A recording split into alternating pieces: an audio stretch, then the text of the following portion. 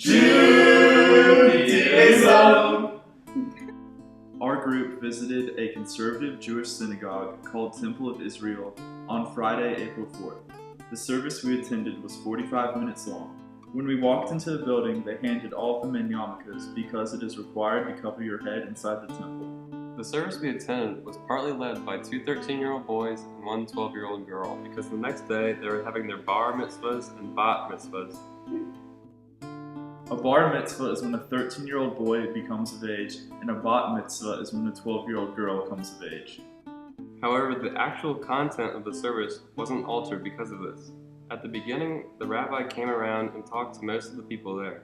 He told everyone that the photography was permitted during the first part of the service, but wasn't allowed once the sun set and the Sabbath started. The service was mostly in Hebrew and consisted of singing led by the cantor. Some of the songs were actually prayers and readings of prayers. People were called up during the service to read these prayers, then the congregation would read back their part. The cantor got all of the songs and prayers out of their prayer book. This book is read from right to left because it is in Hebrew. However, the English translation is on the opposite page. Majority of the readings were from Old Testament scripture. The service was divided up into multiple parts, and at one point we all faced the back door to represent welcoming the Queen of the Sabbath. During one prayer, the cantor and rabbi, along with the congregation, stood up and read a prayer separately to themselves, and turned to the front of the synagogue and bowed multiple times throughout the prayer. The service ended with a final song by the cantor, followed by the rabbi giving the weekly announcements. So we just talked to the cantor of the church. We found out some interesting information on Minyan Day. On Minyan, you have to have at least 10 people to have service. They just canceled one of the services because they didn't have 10 people, but we got to spend some good time with the cantor. One of the things I took away from meeting with the cantor was that Jews do not proselytize, which means that they don't go out and make converts unlike Christianity. So that was a little interesting tidbit I took away from meeting with the cantor of Temple Israel. Thank you.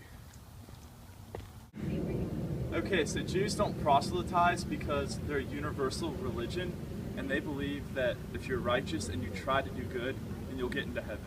And basically this means that even a Muslim or Christian, as long as they really try to do good, then they're going to heaven. So Jews used to all live together in ghettos, and then when the Enlightenment period came along, all of the Jews started to convert into Christianity, and the Jews who are still Jewish didn't like that. So they're like, wait, come back, we still have good stuff that we can offer you. So they started branching off into 3 different sections, which is the Reforms. They started that because of the people converting, and they started becoming more modern and stuff. And then from that came the Orthodox, because they wanted to slow down people turning into Reform because they wanted to keep it traditional. And then Conservative is in between because they kind of agree with both. One thing that was interesting to me about the service was about how much of it was in Hebrew. We talked to the cantor after about this, and he explained to us that Hebrew is the Jewish native language, and that almost all the Jewish people know how to either read it or speak it, and that's why most of their service is in Hebrew. So I'm going to start with the most liberal and work it back to the most conservative and traditional.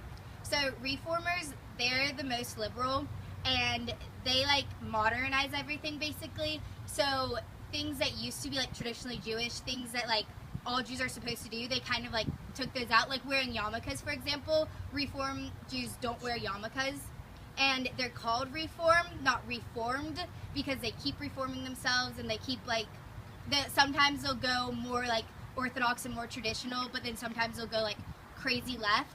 And then there's Conservative, which is straight in the middle, and they will do a little bit traditional and a little bit left side, liberal, the Reform.